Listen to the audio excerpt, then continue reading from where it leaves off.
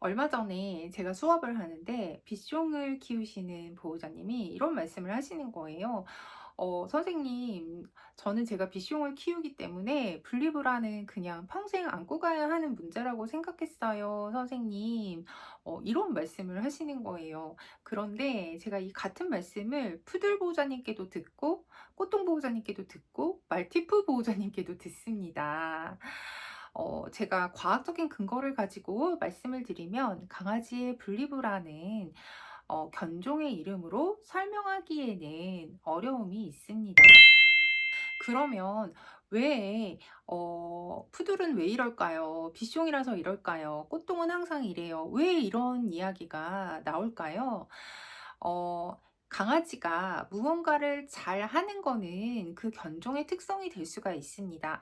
뭐 리트리버가 무언가를 몰아온다든가 물어온다든가 아니면 보더콜리가 무언가를 뭐 못다든가 뭐 이런 이제 견종마다 굉장히 잘하는 것이 있죠.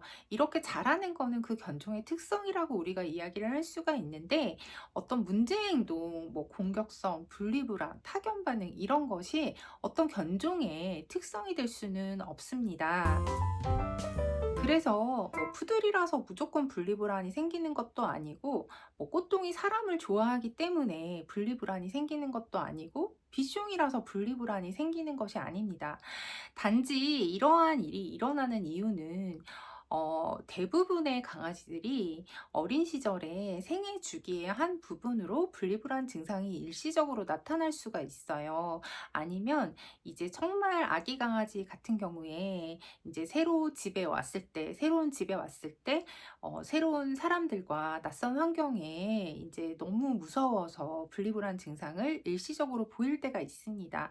그런데 이럴 때 이제 우리 보호자님들이 대부분 하시는 것이 검색을 하시거나 혹은 이제 주변에 이제 같이 키우시는 분들의 말을 귀동냥으로 듣고 이제 그거를 해 보시는 경우가 사실은 대부분이세요.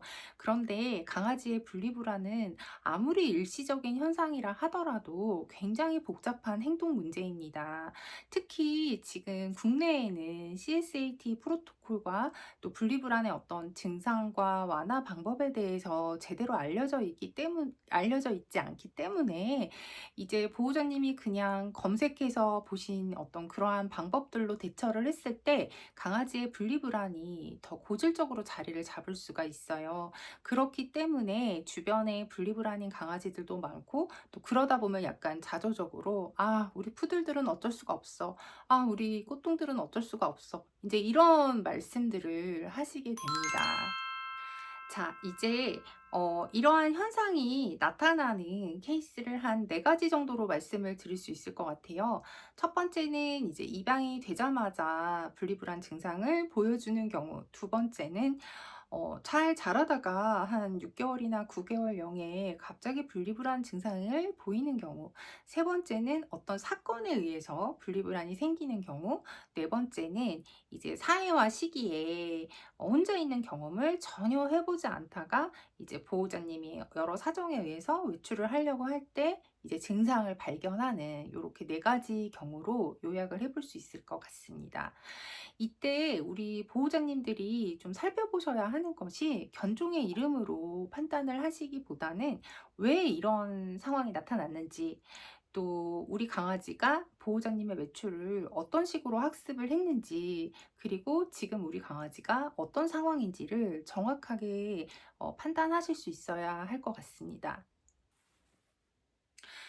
첫 번째 경우 우리 강아지가 입양이 되자마자 이제 분리불안 증상을 보여주는 그런 경우인데요.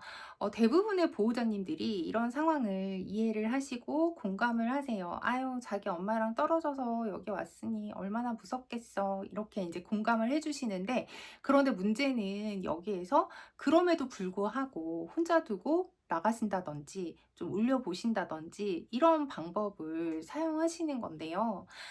강아지가 입양하자마자 만약에 이런 모습을 보인다면 우리 보호자님은 절대로 강아지를 혼자 두지 마시고 강아지가 새로운 집과 새로운 식구들에게 적응할 수 있는 시간을 좀 주세요. 한 3개월 정도 주시면서 강아지가 충분히 편안한 모습을 보이면 그때 아주 짧은 외출을 한번 시도해 보시는 겁니다. 뭐 5분, 10분 이런 식으로. 그래서 이제 강아지에게 조금씩 보호자님의 외출을 소개해 주시는 방법으로 이거를 접근을 하셔야 합니다. 두 번째는 입양 당시에는 괜찮았는데 자라면서 6개월이나 9개월령에 분리불안 증상을 보이는 거예요. 사실 이런 모습은 사람 어린이, 사람 유아에게서도 보입니다. 자라는 과정에서 갑자기 분리불안 증상을 보이는데요. 이거는 정말 어떤 성장 과정의 한 부분이라서 CSAT 프로토콜로 잘 소개를 해주시면 정말 가볍게 한 달, 두 달 안에 끝날 수 있는 문제인데 여기에서 이제 우리 보호자님이 당황하시고 이제 대처를 좀 잘못을 하시면 예를 들면 혼자 두고 그냥 가신다든지 아니면 뭐 노즈워크나 기다려 교육이나 뭐 이런 거를 적용을 하신다든지 하면 가볍게 지나갈 수 있는 문제가 고질적인 문제로 자리 잡게 됩니다. 네 번째는 이제 여러 사건에 의해서 괜찮다가 분리불안이 생기는 경우예요. 혼자 잘 있었는데 뭐 외부 소음이 너무 무서운 소음이 났었다거나 아니면 이제 보호자님이 예상보다 너무 긴 외출을 하셨다거나 아니면 뭐 이제 여러 가지 외부 환경에 의해서 강아지가 놀랄 일이 있었다거나 이제 이런 사건들에 의해서 분리불안이 이제 증상이 나타나거나 아니면 이제 이사를 하시거나 아니면 가족분들의 어떤 구성원의 변화가 있다든지 이런 환경적인 큰 변화에 의해서 분리불안 증상이 나타날 수 있습니다. 그리고 네 번째로는 이제 이거는 코로나 시절에 정말 제가 많이 봤던 케이스인데요. 그때는 워낙 우리 외출을 모두가 제한하던 시절이라서 강아지를 입양을 하고 보호자님이 외출하실 일이 거의 없으셨어요. 2020년, 21년에는. 그러다가 이제 코로나가 완화가 되고 보호자님이 이제 외출을 하시게 되면서 그때 뒤늦게 강아지의 분리불안 증상을 발견하게 되시는 경우입니다. 그러면 이제 이런 케이스에서 우리 보호자님은 어떤 식으로 접근을 하셔야 할까요? 카렌 프라이어 아카데미에서 안내하는 분리불안 교육법은 CSAT 프로토콜입니다. CSAT 프로토콜은 20년이 넘게 강아지의 분리불안 케이스를 전문적으로 다뤄온 접근을 바탕으로 실제 강아지들의 영상 기록과 반응 데이터를 보면서 오늘 우리 강아지가 감당할 수 있는 지점을 찾아가는 교육 방식입니다. CSAT 프로토콜은 항불안제 먹었으니까 그냥 짧게 외출해 보세요. 이런 식의 접근이 아니에요. 강아지가 감당할 수 있는 아주 작은 지점부터 시작해서 외출과 관련된 여러 장면을 하나씩 다시 배워가도록 돕는 방식입니다. 여기에서 중요한 거는 몇 분까지 혼자 있을 수 있느냐가 아니에요. 외출 과정 전체를 통해서 강아지의 불안을 이완시켜야 합니다.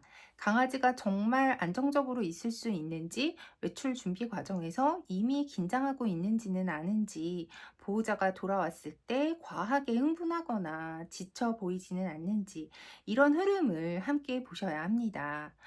그래서 분리불안 교육은 5분을 했냐, 내일 10분 외출을 했느냐가 중요하지 않습니다.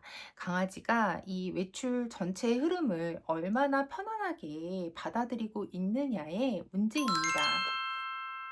분리불안 교육은 견종 탓을 시작하는 것으로 문제를 해결하려고 하면 안 됩니다. 분리불안 교육은 보호자님의 외출이 안전하다는 것을 차근차근 단계적으로 소개하는 그렇게 설계해 가는 과정입니다. 금동스쿨 6월 수업 이제 오픈했는데요. 저는 국내 최초 국제인증 반려동물 분리불안 교육 자격증 포함 3개의 국제인증 자격증을 가진 훈련사로서 보호자님과 강아지의 분리불안을 1대1 맞춤으로 도와드리고 있습니다. 교육 신청은 카카오톡 채널 금동스쿨로 부탁드립니다. 오늘도 영상 끝까지 지켜봐 주셔서 감사합니다.